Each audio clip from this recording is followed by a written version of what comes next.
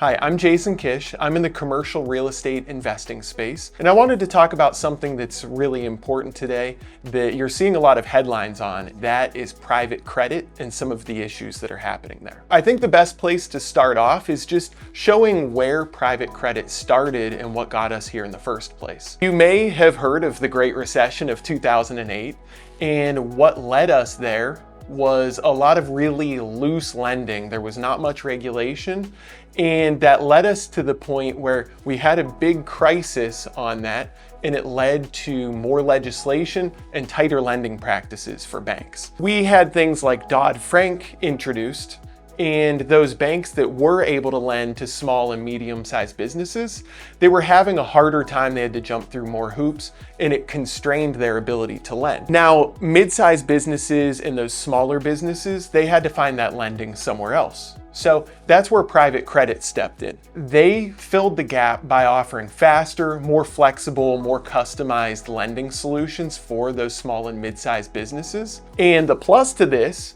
is they could raise money from investors like family offices, pension funds, insurance companies, a lot of private sources like that to then re-lend.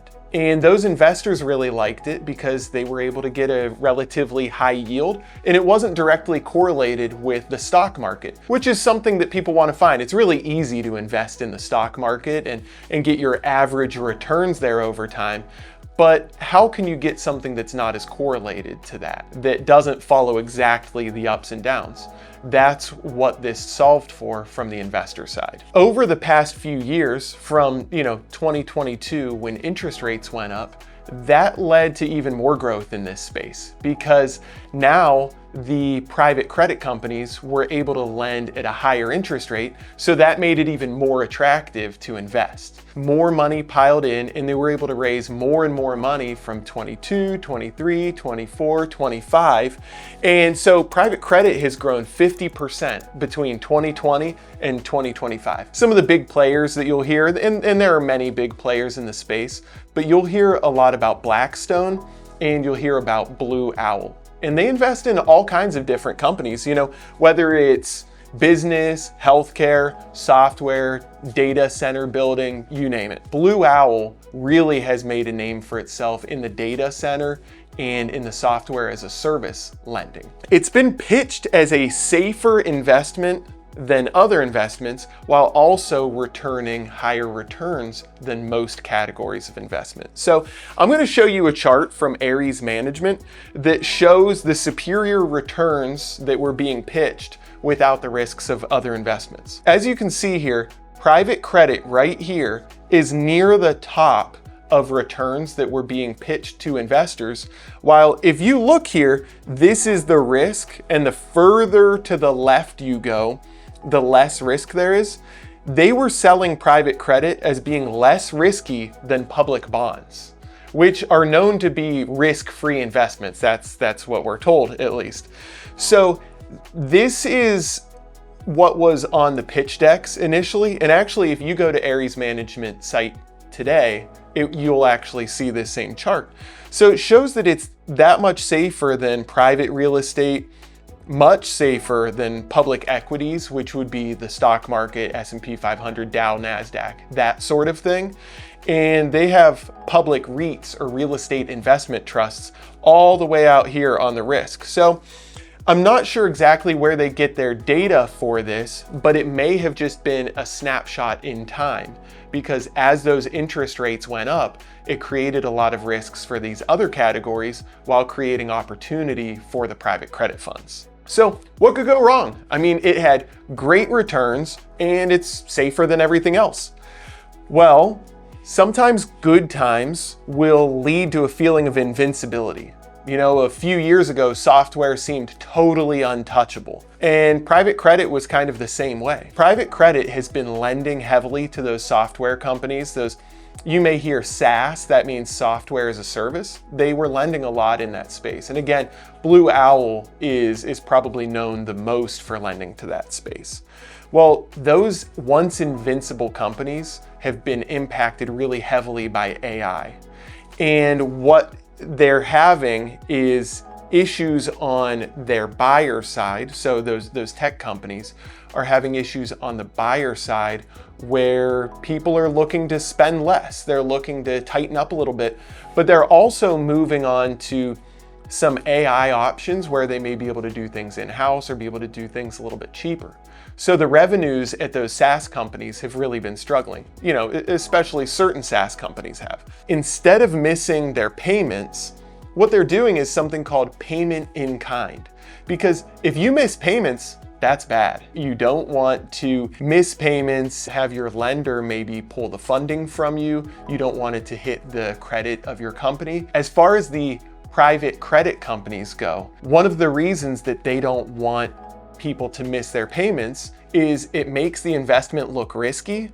But then the other thing is, if they just maybe push that out a little bit or maybe expand their loan, then those companies will actually collect more fees from that rather than missing payments and spooking their investors, which is the last thing that they want to do.